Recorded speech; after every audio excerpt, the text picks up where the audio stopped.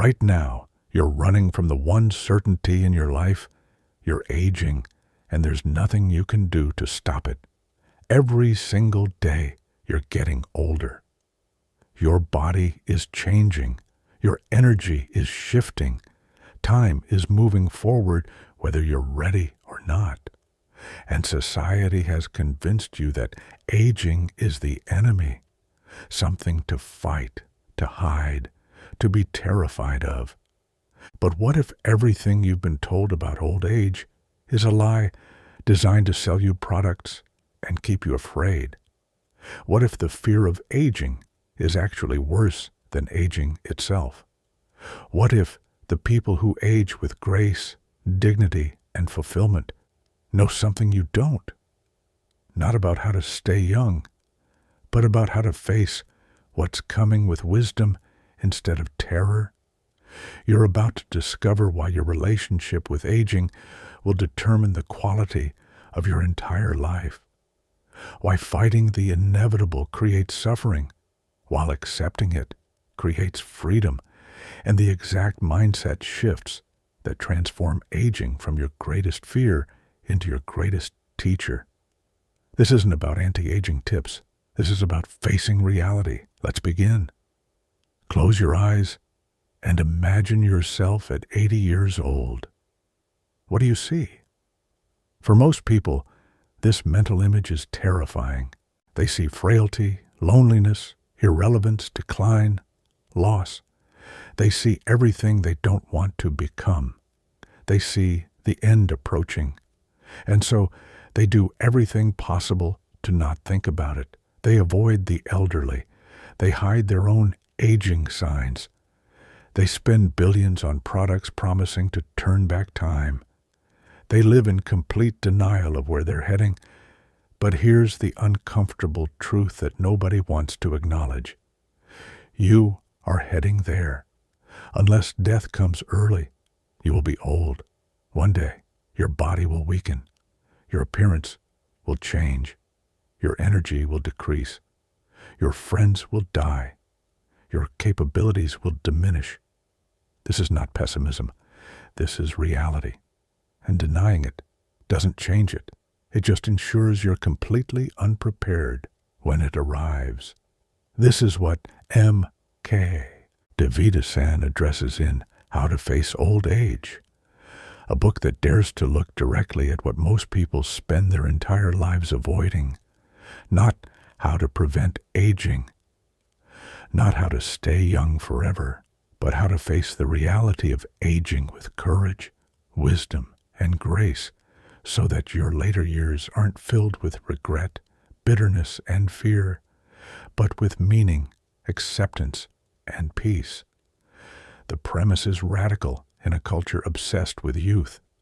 Aging is not the problem. Your relationship with aging is the problem. The suffering doesn't come from getting older. It comes from fighting against getting older. It comes from clinging to youth. It comes from believing that your value decreases as your age increases. It comes from being completely unprepared for a stage of life that is absolutely inevitable. Think about how insane this is. You will spend approximately the last 20 to 30 years of your life as an elderly person. That's potentially 3 decades. Yet most people do zero preparation for this massive chunk of their existence. They prepare for their career, going to school for years, building skills, planning advancement. They prepare for relationships, learning about communication, working on themselves, understanding what they want. But old age? They just hope it doesn't happen, or if it does, that it happens quickly and painlessly. This lack of preparation has consequences. When aging hits, and it will hit, people are devastated.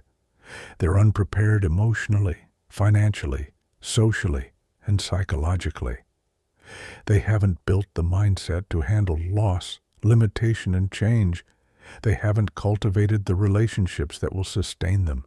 They haven't developed the inner resources that matter more than external circumstances. They haven't found meaning beyond productivity and achievement. And so they suffer, not because they're old, but because they're old and completely unprepared for it. They're living in a body they don't recognize, grieving a life stage that's gone, terrified of what's coming, and bitter about the hand they've been dealt, even though aging is the most predictable hand you could possibly be dealt. Devidasan offers a different path. What if you started preparing for old age now, regardless of your current age? What if you built the psychological resilience, the social connections, the financial foundation, the spiritual depth, and the philosophical framework that make old age not something to fear, but something to navigate with wisdom? What if, instead of fighting aging, you learn to work with it? This doesn't mean you let yourself go or stop taking care of your health. It means you recognize the difference between healthy self-care and desperate clinging to youth.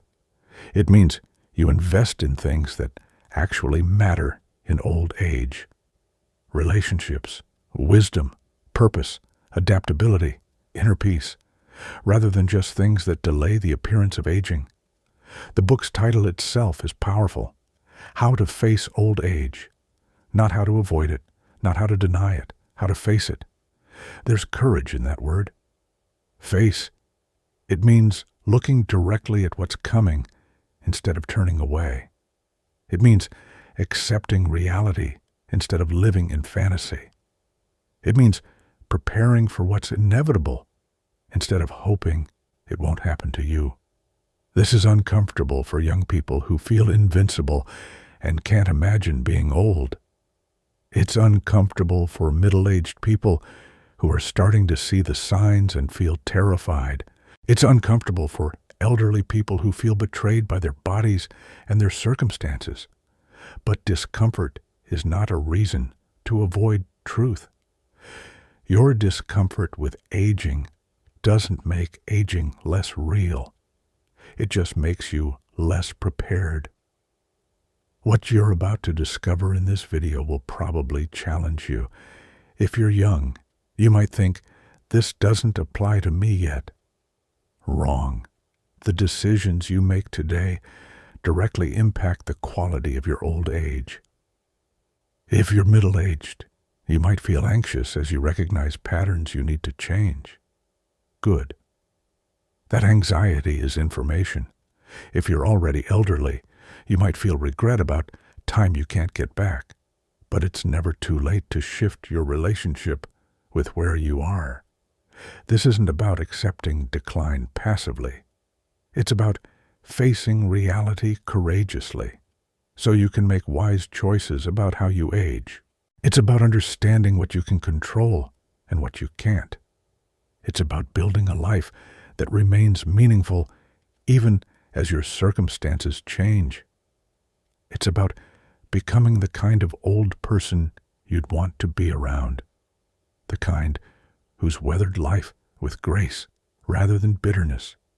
The subtitle might be simple: How to Face Old Age, but the implications are profound, because how you face old age determines whether your final decades are filled with wisdom, connection, and peace, or filled with regret, isolation, and fear.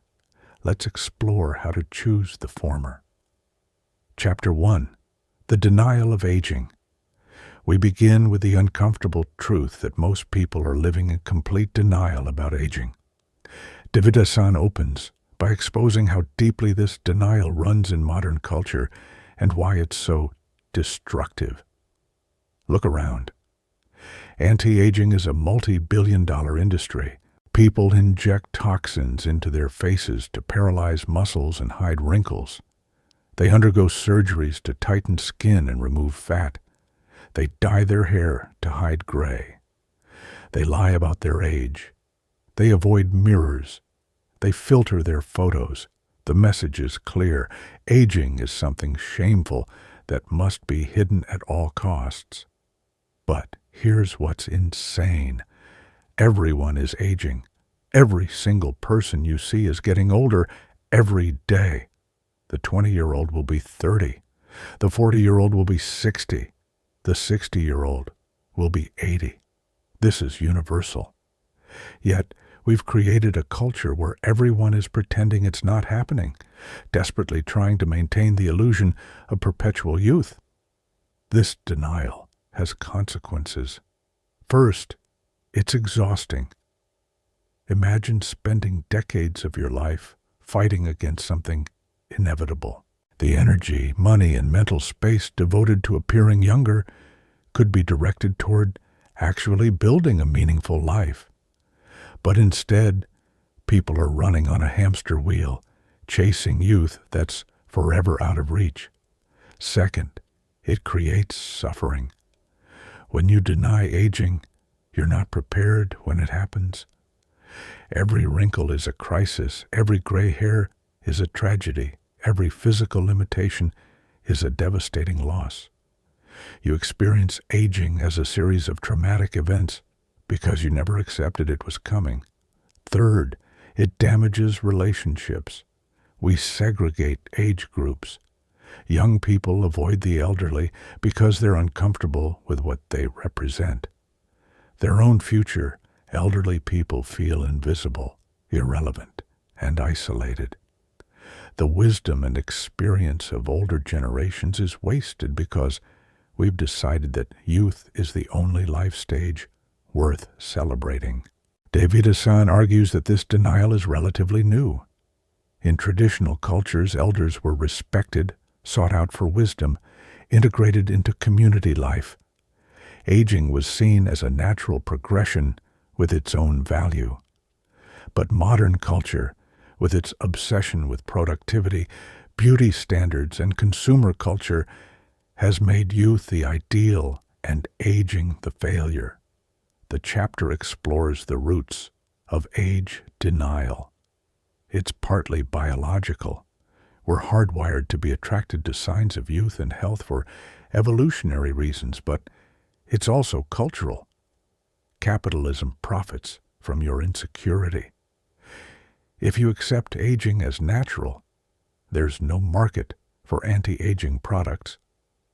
If you're comfortable with how you look, there's no reason to buy the latest cream, procedure, or technology promising to reverse time. Media amplifies this. Every movie, show, and advertisement features young, beautiful people. When older people appear, they're often comic relief, irrelevant background characters, or cautionary tales. The implicit message, your life stops being interesting when you stop being young. Social media has made this worse.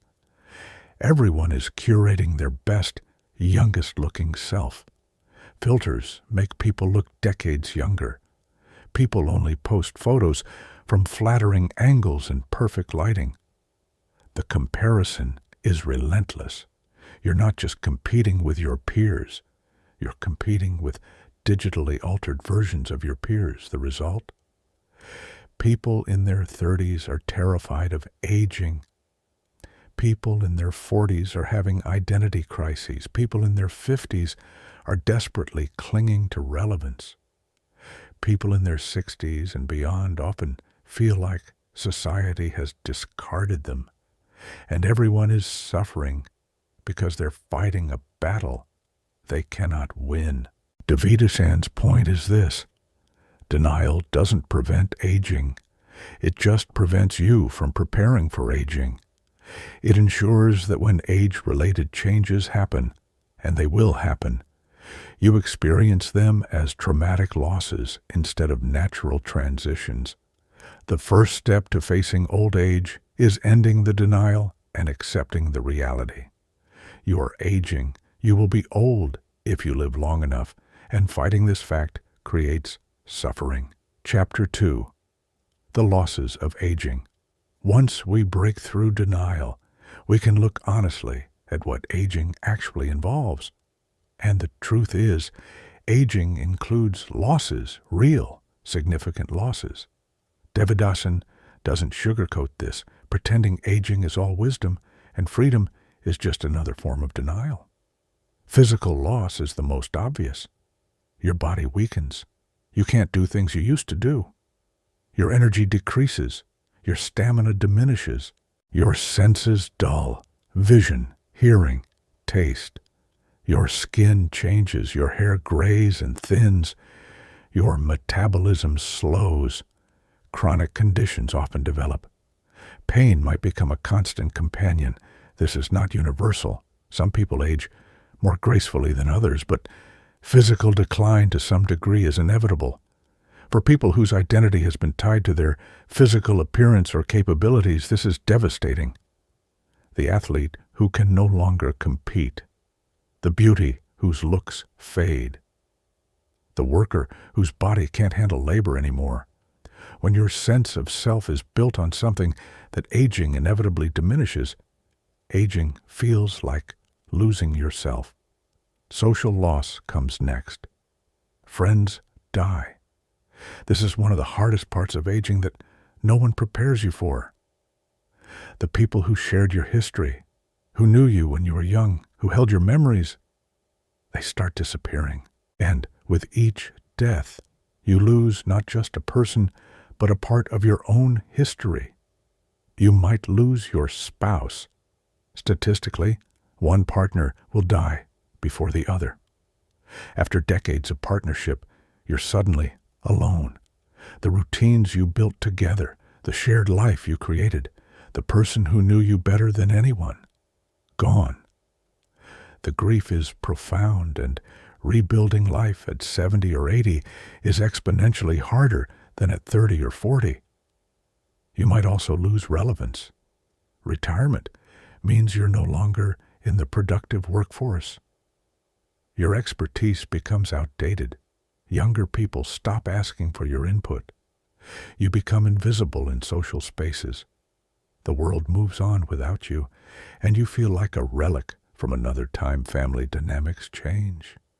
Your children are adults with their own lives. They might move away.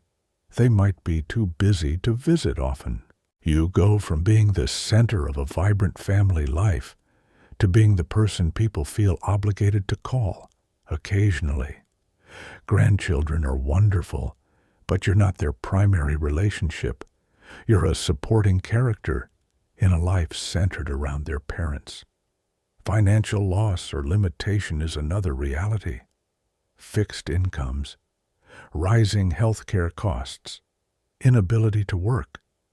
For many people, old age means financial stress after decades of working. They don't have enough saved. They can't afford proper care. They become dependent on others. The independence they prize their whole life erodes. Cognitive changes happen. Your memory isn't as sharp. You forget names, dates, details. You repeat yourself. You struggle with technology that younger people navigate effortlessly. At worst, serious cognitive decline or dementia can rob you of yourself entirely, a loss so profound that many people consider it worse than death. Loss of purpose is perhaps the most existential. Your career is over. Your children are raised. Your major life projects are complete. Society tells you that you've finished your productive phase and now you're just waiting. Waiting for what? The end. Many elderly people report feeling purposeless, like they're taking up space without contributing. Devidasan doesn't list these losses to depress you. He lists them to prepare you. Because the people who age well are the people who have anticipated these losses and built resilience to handle them. The people who age poorly are the people who are blindsided by each loss, unprepared emotionally, and lacking the resources to adapt. The chapter ends with this question. If these losses are inevitable, what can you do? You can't prevent them, but you can prepare for them. You can build a sense of self that isn't entirely dependent on things aging will take. You can cultivate relationships and practices that endure. You can find meaning that transcends productivity. You can develop philosophical and spiritual frameworks that help you navigate loss with grace instead of bitterness. Chapter 3.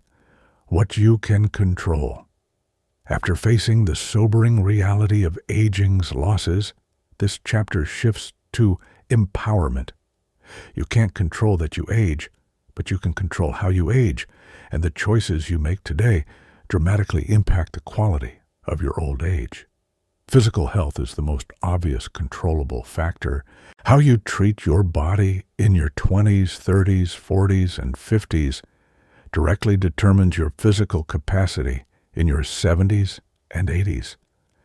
Exercise doesn't prevent aging, but it dramatically impacts how functional you are as you age. The person who maintains strength, flexibility, and cardiovascular health ages very differently than the person who's been sedentary for decades. Nutrition matters more than most people realize. The foods you eat today are either building resilience or creating disease for your future. Chronic conditions like diabetes, heart disease, and inflammation are often the result of decades of dietary choices. You can't undo all damage, but it's never too late to start making better choices that impact your remaining years. But Devidasan goes beyond physical health to psychological preparation. Your mindset about aging is as important as your physical condition. If you believe aging is a tragedy, it will feel like a tragedy. If you've cultivated adaptability, acceptance, and perspective, you'll handle aging's challenges with much more resilience. This means developing a sense of self that isn't dependent on youth, appearance, or productivity. Who are you beneath those things? What gives you value beyond what you can do or how you look? If you haven't answered these questions before you're old, you'll experience an identity crisis when aging strips away the superficial markers you built.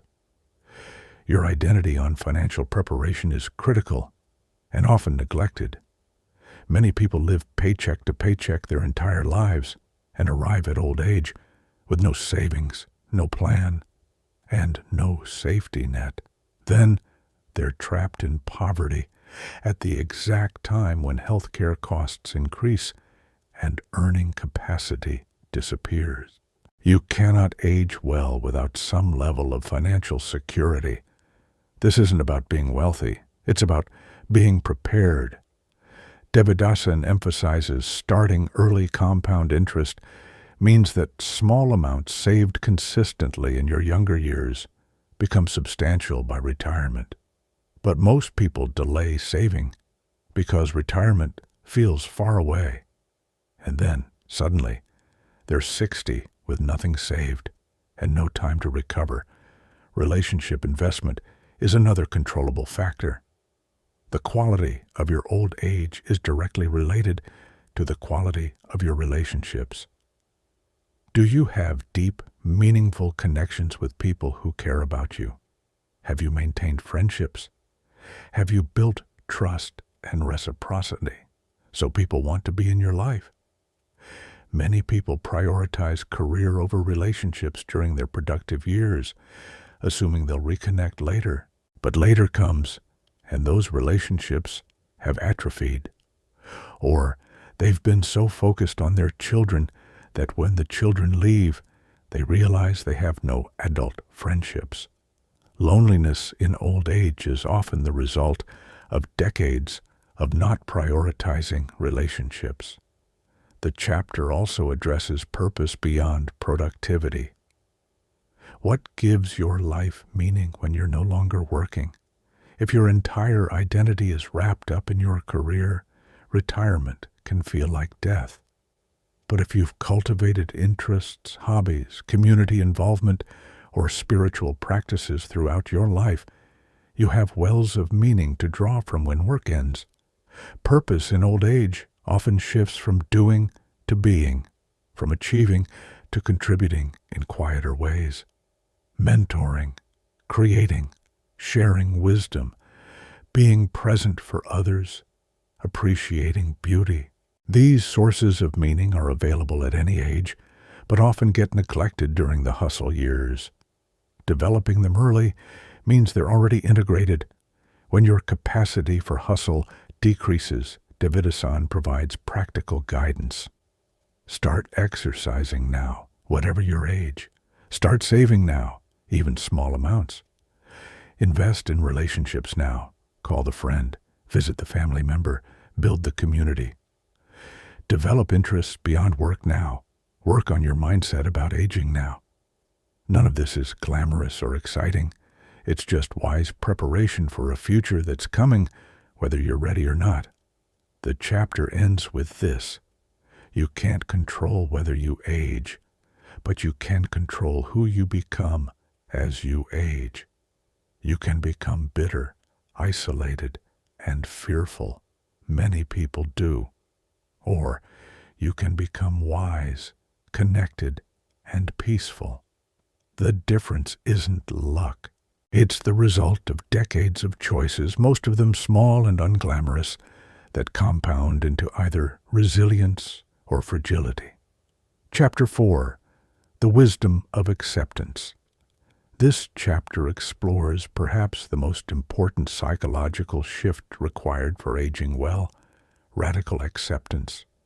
Not passive resignation, but active acceptance of reality, as it is, not as you wish it were.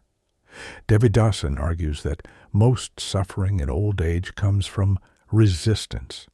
Resisting the physical changes, resisting the social changes, resisting the reality that you're not young anymore. This resistance creates constant internal conflict. Reality is moving in one direction, and you're mentally pulling in the opposite direction. This tension is exhausting and ultimately futile. Acceptance doesn't mean you don't take care of yourself. It doesn't mean you give up and let yourself decline unnecessarily. It means you stop fighting against the fundamental reality of aging. You accept that your body will change. You accept that your role in society will shift. You accept that loss is part of the later stages of life. You accept death as inevitable rather than something to be fought at all costs. This sounds depressing, but it's actually liberating. When you stop fighting reality, you free up enormous amounts of energy. The energy you were using to resist aging can now be directed toward living whatever life remains available to you. The mental space occupied by denial and fear can now be occupied by presence and appreciation. The chapter explores how acceptance transforms specific aging challenges. When you accept that your memory isn't what it was, you stop berating yourself every time you forget something. You might start writing more things down, using reminders, letting go of the expectation of perfect recall. You adapt instead of suffering. When you accept that you can't do certain physical activities anymore, you stop grieving them constantly and start appreciating what you can still do.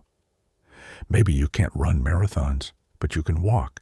Maybe you can't lift heavy weights, but you can do yoga. Acceptance shifts your focus from loss to what remains. When you accept that friends are dying, you grieve genuinely, but don't act surprised or victimized by something completely natural. You appreciate the time you had instead of being bitter about the time you lost. You invest in remaining relationships more deeply because you understand they're precious and finite. Devidasan introduces practices for cultivating acceptance. Meditation and mindfulness train you to observe reality without immediately judging it as good or bad. You simply see what is. This is a muscle. The more you practice observing without resisting, the more natural acceptance becomes. Gratitude practices shift your focus from what you've lost to what you still have. Yes, you can't see as well as you used to, but you can still see. Yes, you've lost friends, but you still have some. Yes, your body has limitations, but you're still alive. Gratitude doesn't deny loss. It provides perspective that prevents loss from consuming your entire emotional landscape. Philosophical and spiritual frameworks help enormously. Most wisdom traditions teach acceptance of impermanence. Buddhism explicitly trains people to understand that everything changes, everything ends. Grasping creates suffering. Stoicism teaches focusing only on what's within your control and accepting everything else with equanimity.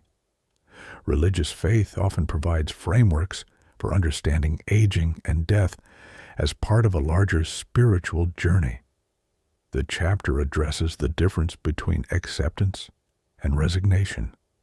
Resignation is giving up. I'm old, so there's no point in trying anymore. That leads to accelerated decline. Acceptance is seeing clearly. I'm aging, so I'll work with my current reality rather than fantasizing about returning to my youth. That leads to adaptation and resilience. Acceptance also requires grieving. You can't truly accept losses without first feeling them. Many people skip the grief and go straight to false positivity, which is just another form of denial. Real acceptance includes mourning what's gone, your youth, your capabilities, your people, and then integrating that loss into your ongoing life story. The chapter ends with this insight. Acceptance is not a one-time event, but an ongoing practice. Every new limitation requires acceptance. Every death requires acceptance. Every change requires acceptance. The people who age gracefully are constantly practicing acceptance, not because they enjoy loss, but because they understand that fighting reality creates suffering, while accepting reality creates space for peace. Chapter 5. Redefining Purpose and Meaning. One of the most challenging aspects of old age is finding purpose when society tells you your productive years are over. This chapter explores how to create meaning in later life stages. Devidasan begins by acknowledging the crisis many people experience at retirement. For decades, their purpose came from their work. Their identity was their profession. Their routine was structured around their job. Their social connections were colleagues. Their sense of contribution came from what they produced. Then retirement happens. Suddenly, all of that is gone. No more routine, no more colleagues, no more sense of contribution through work. Many people describe the first year of retirement as disorienting, depressing, even traumatic. They thought they'd be relieved to stop working. Instead, they feel purposeless. This crisis is preventable if you've been cultivating sources of meaning beyond work throughout your life. But most people don't. They tell themselves they'll pursue hobbies and interests when they have time. Then they have time, and they don't know what to do with it. The chapter explores different sources of meaning available in old age. First, relationships.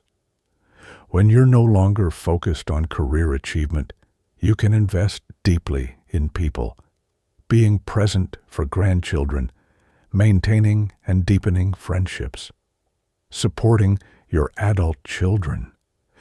These relationships can provide profound meaning if you're genuinely available and not just killing time. Second, mentorship and contribution.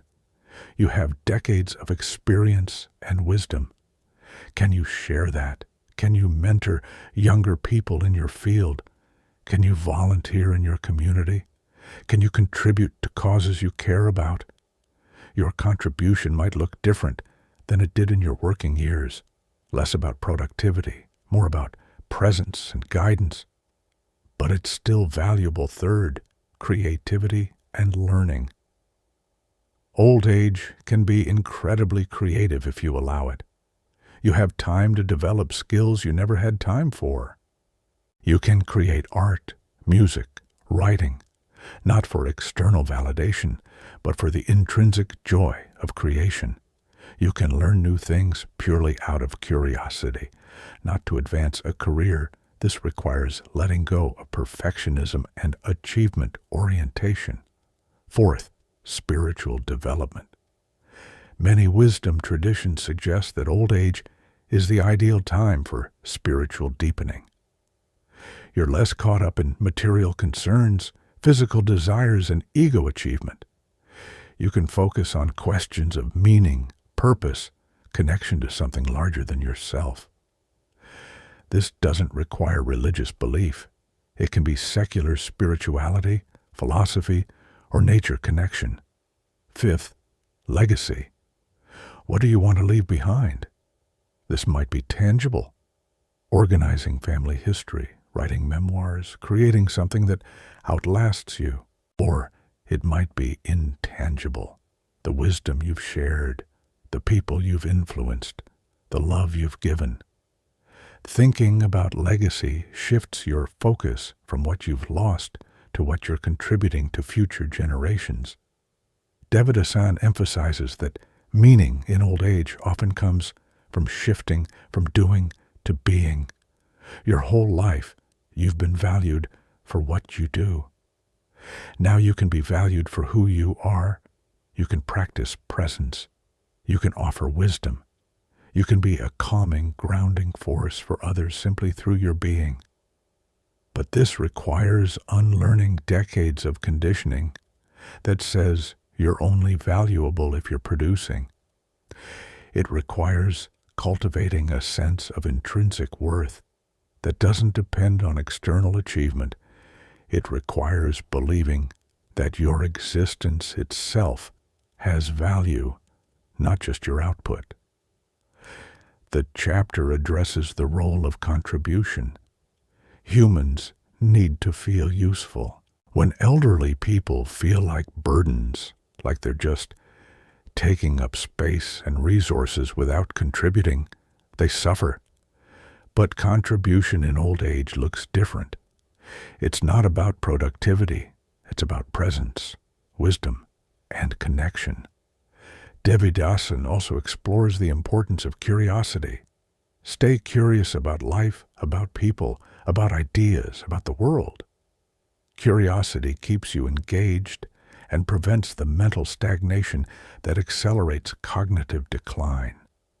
When you stop learning and growing, you start dying even while you're still alive.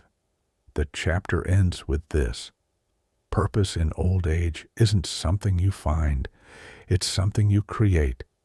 And you create it by consciously choosing where to direct your attention, energy, and care. You're no longer constrained by career demands or societal expectations. You have freedom to design this life stage however you want. Will you waste it wishing you were young again? Or will you use it to become the elder you'd want to be around, wise, present, generous, and at peace? Chapter 6. Preparing for Death. This is the chapter most people want to skip. But Devidasan argues that you cannot fully face old age without facing death, because old age is the life stage where death is no longer abstract. It's approaching, and everyone knows it. Western culture is spectacularly bad at dealing with death. We hide it, we sanitize it, we treat it as a medical failure rather than a natural ending. We warehouse dying people in institutions so the rest of society doesn't have to witness death. We avoid talking about it, planning for it, or preparing for it emotionally. The result: when death approaches, either your own or someone close to you, You're completely unprepared. You haven't thought about what kind of death you want. You haven't had necessary conversations with loved ones. You haven't made practical preparations. You haven't developed philosophical frameworks for understanding death. So it becomes traumatic rather than a transition you're prepared to navigate. Devidasan argues for death awareness as essential to living well, especially in old age. When you accept that death is coming, you stop wasting time on things that don't matter. You prioritize differently. You say the things that need to be said. You mend the relationships that need mending. You appreciate ordinary moments because you recognize they're finite. This doesn't mean becoming morbid or obsessed with death. It means acknowledging reality. Every person who's ever lived has died. You will too.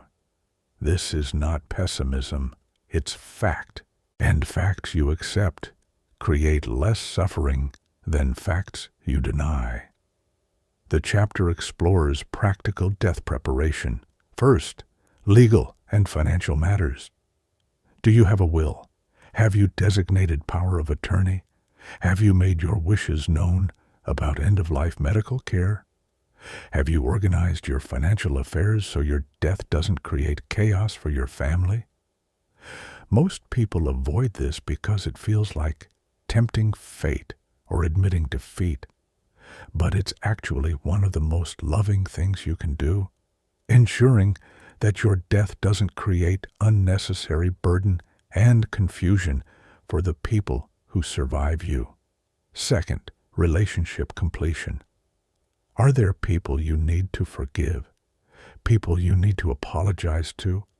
People you need to express love to? Deathbed regrets are almost always about relationships. Things left unsaid, amends not made, love not expressed. You don't have to wait until your deathbed. You can address these things now while you still have time and capacity. Third, meaning-making about death itself. What do you believe happens when you die? Do you have spiritual or philosophical frameworks that provide comfort? If not, old age is the time to explore these questions, not to find the right answer, nobody knows for certain, but to find a framework that allows you to face death with some degree of peace rather than pure terror. Different traditions offer different frameworks. Religious beliefs in afterlife, Buddhist concepts of impermanence and rebirth, secular acceptance that death is simply the end of consciousness, no different than the non-existence before birth, spiritual ideas about energy continuing in different forms. What matters isn't which framework you choose, but that you've genuinely engaged with the question rather than avoiding it. Devidasan also addresses the practice of contemplating death regularly. This sounds morbid, but it's actually liberating. When you regularly remember that you will die, you waste less time on petty concerns. That argument you're having, does it really matter in the context of your limited remaining time? That grudge you're holding, is it worth carrying to your grave? The chapter explores how different cultures handle death. In some traditions, elders are expected to gradually withdraw from worldly concerns and focus on spiritual preparation. In others, death is ritualized and communal rather than hidden and individualized. Modern Western culture could learn from traditions that integrate death into life rather than treating it as a taboo topic. The chapter addresses fear of death directly. Most people fear death intensely, but Devidasan distinguishes between fear of death itself and fear of dying. Fear of death, non-existence, is often more manageable when you've lived a meaningful life. What is there to fear in not existing? It's the same as before you were born. Fear of dying, the process, is more concrete. Fear of pain, fear of loss of dignity, fear of being a burden, fear of dying alone.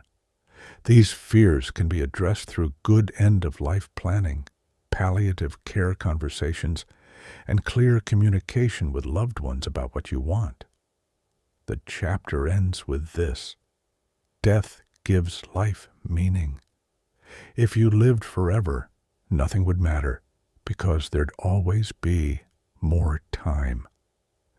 The fact that life ends is what makes each moment precious. Old age is the life stage where this truth is impossible to ignore.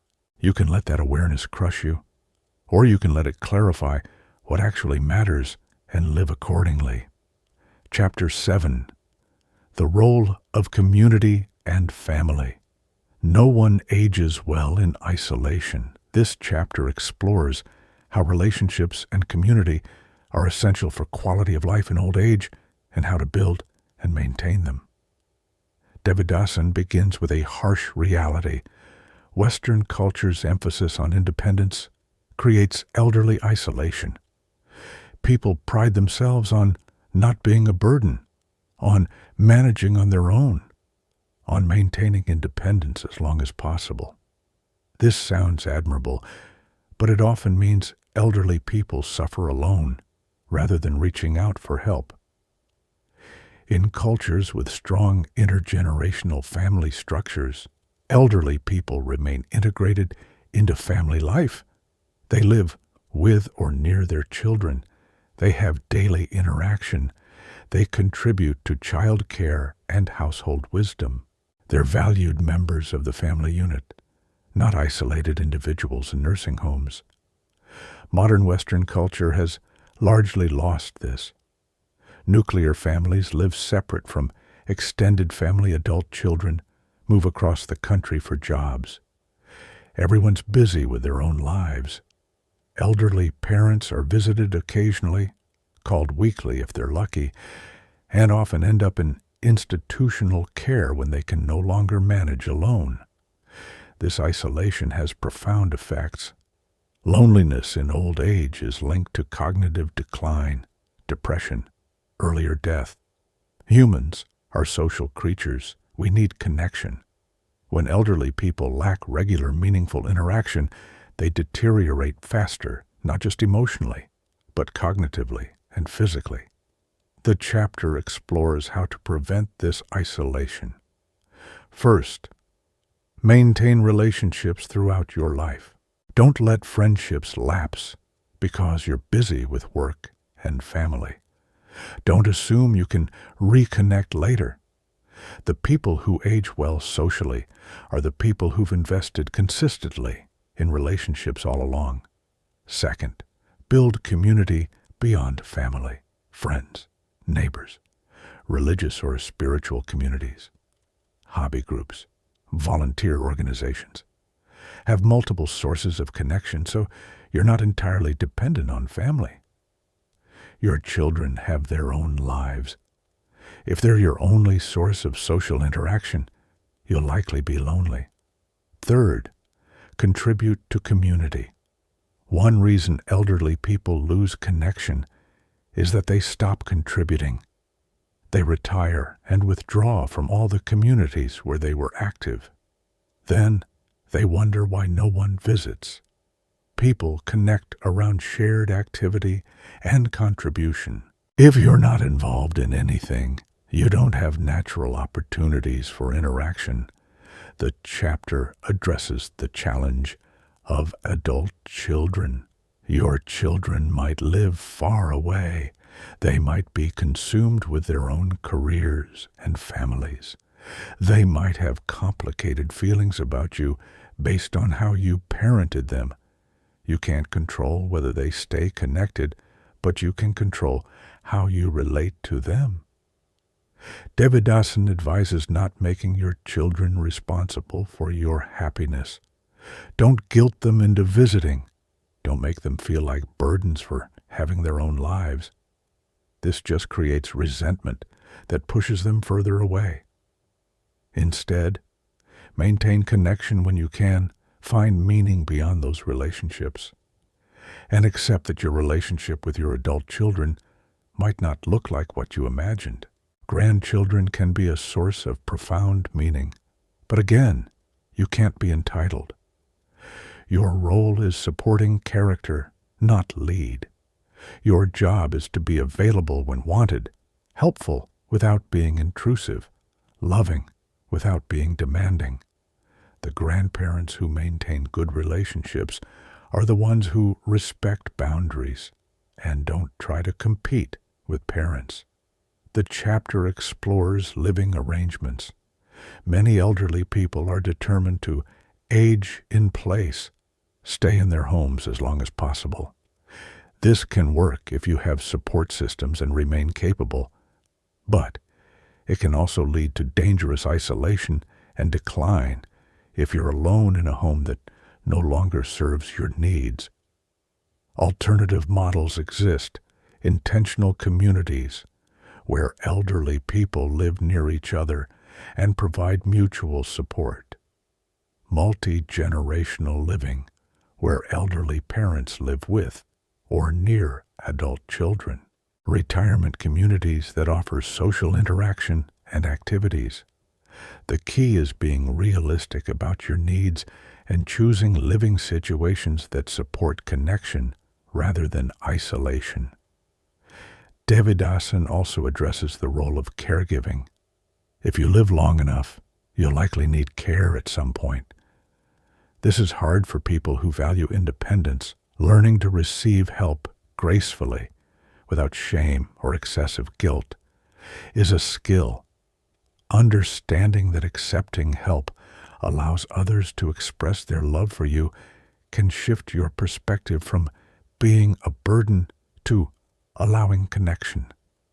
The chapter ends with this: relationships are the foundation of quality old age, not money, not achievement, not even health. The people who age with dignity and joy are connected to others.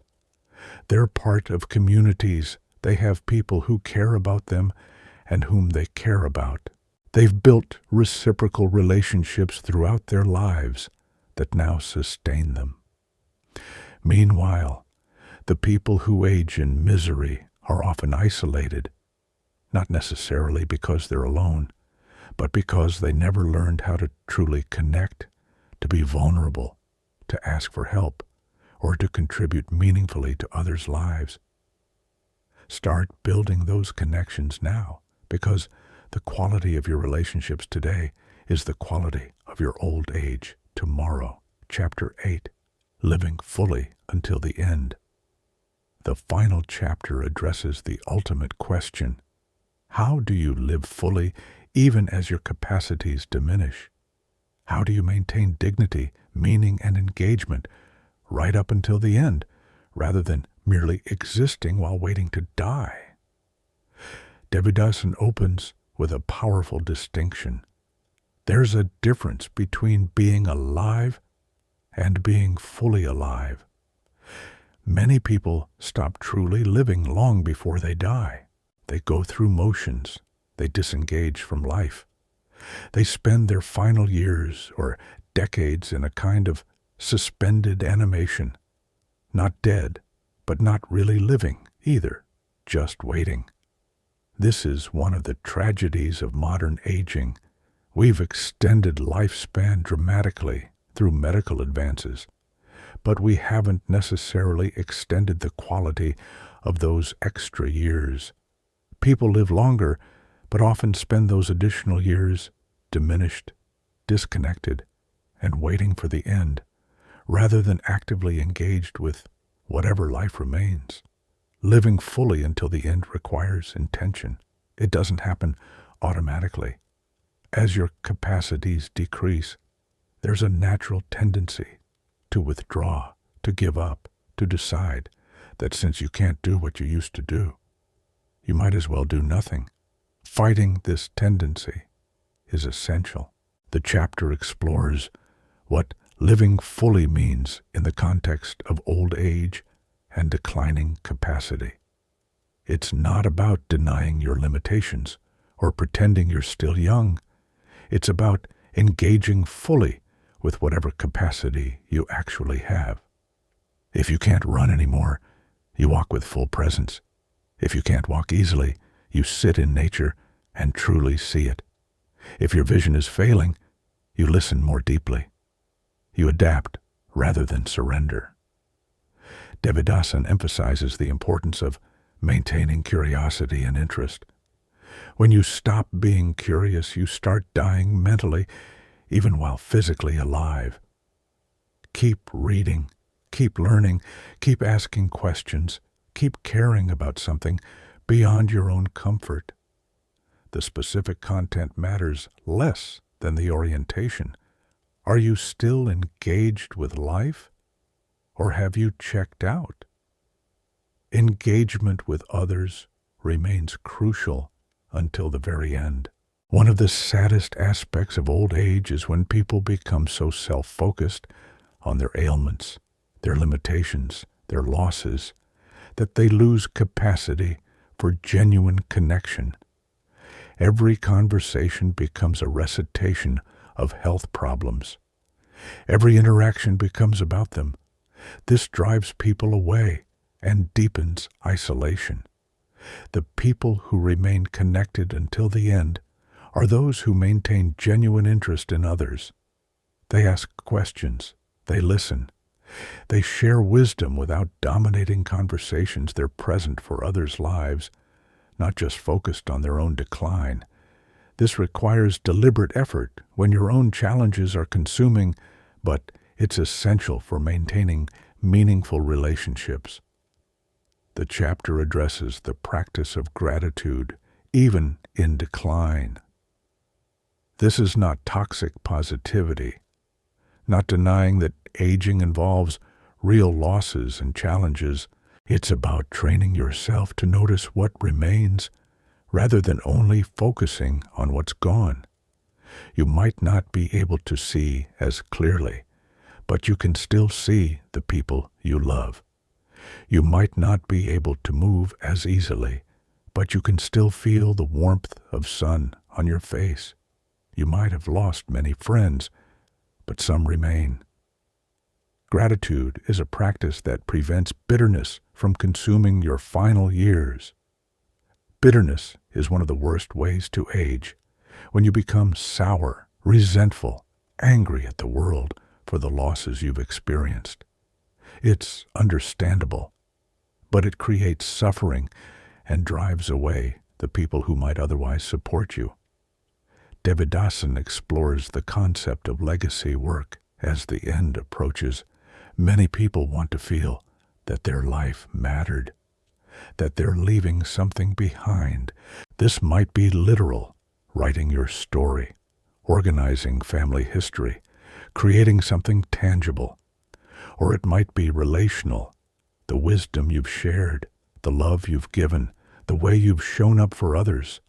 Legacy isn't about being famous or remembered by history. For most people, legacy is much quieter. It's the grandchild who remembers your kindness, the friend whose life you impacted, the values you modeled, the love you demonstrated. Knowing you've lived a life that mattered to the people you cared about can provide profound peace at the end. The chapter also addresses the importance of maintaining autonomy and dignity as long as possible. This means having conversations about what you want, setting boundaries about how you want to be treated, making decisions about your care while you still can. Too many elderly people lose all autonomy. Decisions are made for them. They're talked over or talked down to. They're treated like children. Fighting for dignity requires asserting yourself even when you're vulnerable. It requires communicating clearly about what matters to you. It requires choosing caregivers and living situations that respect your personhood, not just manage your body. You might be old and declining, but you're still a full human being with preferences, values, and the right to be treated with respect. Devidasan addresses the question of when to stop fighting. Modern medicine can extend life almost indefinitely in many cases, but at what cost? There comes a point for many people where pursuing more treatment creates more suffering than the dying itself. Knowing when to shift from fighting for more time to accepting death with grace is deeply personal, but it requires having thought about it in advance. This means understanding your values about end-of-life care. Do you want every possible intervention to extend life as long as possible? Or do you want comfort and dignity more than maximum lifespan? Would you rather die sooner at home than live longer in a hospital hooked to machines? These questions have no universal right answer, but they need to be answered so your final phase aligns with your values rather than defaulting to whatever medical professionals suggest. The chapter explores the concept of a good death. This varies by person, but common elements include being pain-free or pain-managed, being mentally present enough to connect with loved ones, having your affairs in order, having said what needs to be said, feeling at peace with how you've lived, and ideally being surrounded by people who love you rather than dying alone or among strangers. A good death doesn't just happen. It requires preparation, the practical preparations we discussed in the death chapter, but also the emotional and relational preparations, making peace with people, resolving what can be resolved, accepting what can't be, expressing love to those who matter. These things are much harder to do when death is imminent and you're in crisis mode. Devidasan shares that some of the most peaceful deaths are among people who've lived consciously, who've prepared mentally and emotionally, who've said what needed to be said, who've made peace with their mortality, and who can therefore let go when the time comes. Meanwhile, some of the most difficult deaths are among people who've spent their whole lives avoiding the reality of death and then face it in panic and regret. The chapter ends with this powerful message: you're going to die. This is not a maybe.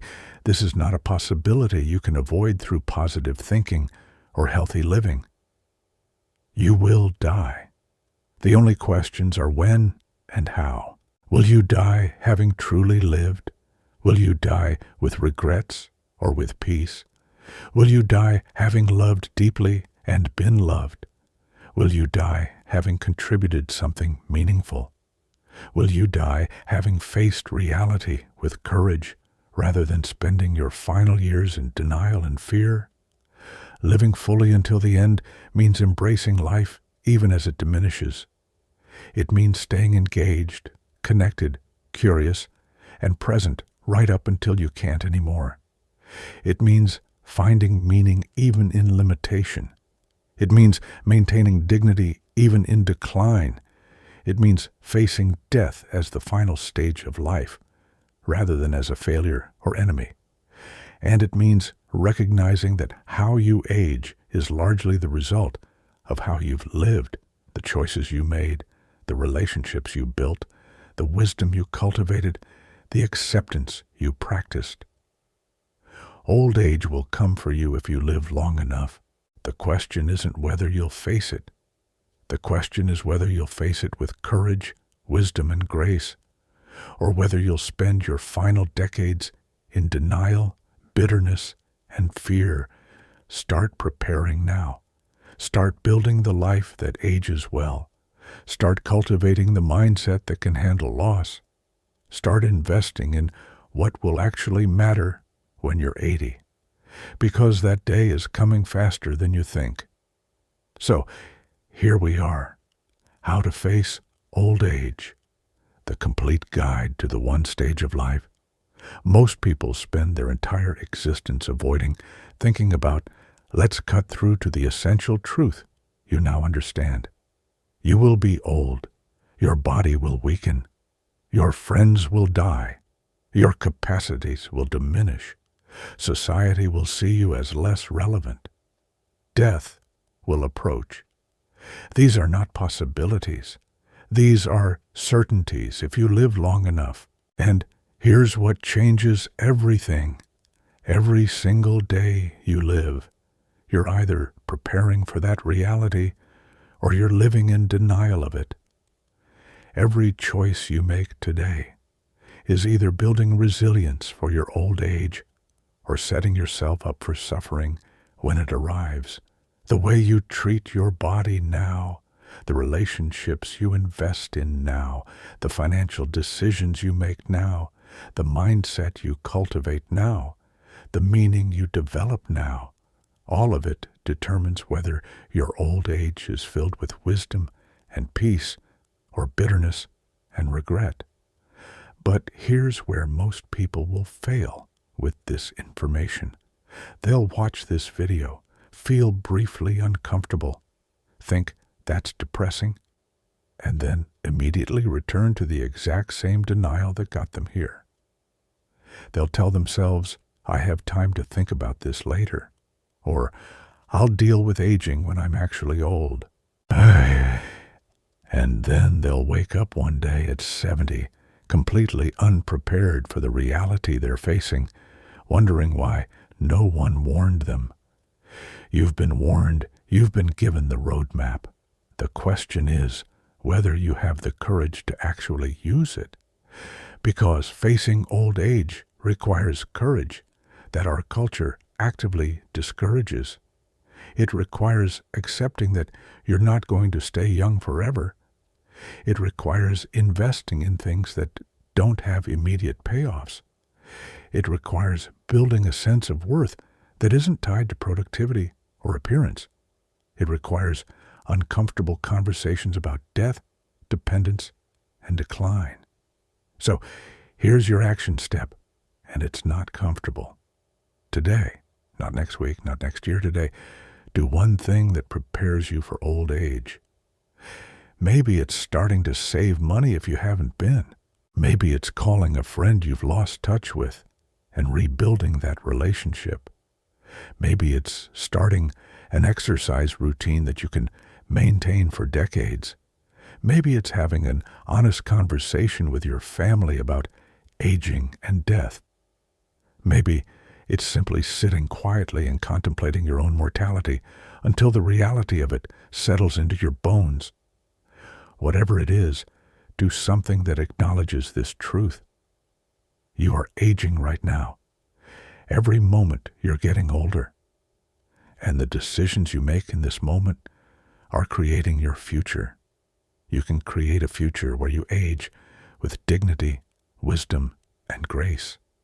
Or you can create a future where you age with bitterness, isolation, and fear. The choice is yours. But you have to actually make the choice. Passively drifting guarantees the second option. And here's the paradox that Devidasan leaves you with. When you face old age honestly, when you accept mortality, when you prepare for inevitable decline, you don't become morbid or depressed. You become free. Free to live fully now because you recognize that time is limited. Free to prioritize what actually matters because you understand that trivial things won't matter at the end. Free to love deeply because you know that everyone you love will eventually be gone. Free to appreciate ordinary moments because you recognize they're precious and finite. The people who refuse to face old age don't protect themselves from suffering. They guarantee it. They waste their youth and middle age chasing things that won't matter. They arrive at old age completely unprepared. They spend their final years in regret and fear. Meanwhile, the people who face old age with open eyes throughout their lives make better decisions, build better relationships, cultivate deeper meaning, and arrive at old age as ready as anyone can be. If this video challenged you, if it made you uncomfortable, if it forced you to think about things you've been avoiding, good. Share it with someone who needs to hear this message, especially someone in middle age who still has time to prepare. Leave a comment with the one truth from this book that hit you hardest. And subscribe for more content that doesn't comfort you with pleasant lies, but challenges you with necessary truths. You're going to face old age. You're going to face death. These are the only guarantees in life. The question that determines everything is, will you face them with the courage to prepare and the wisdom to accept? Or will you spend your entire life running from the inevitable until it catches you unprepared? Your future self is counting on the decisions you make today. Choose wisely.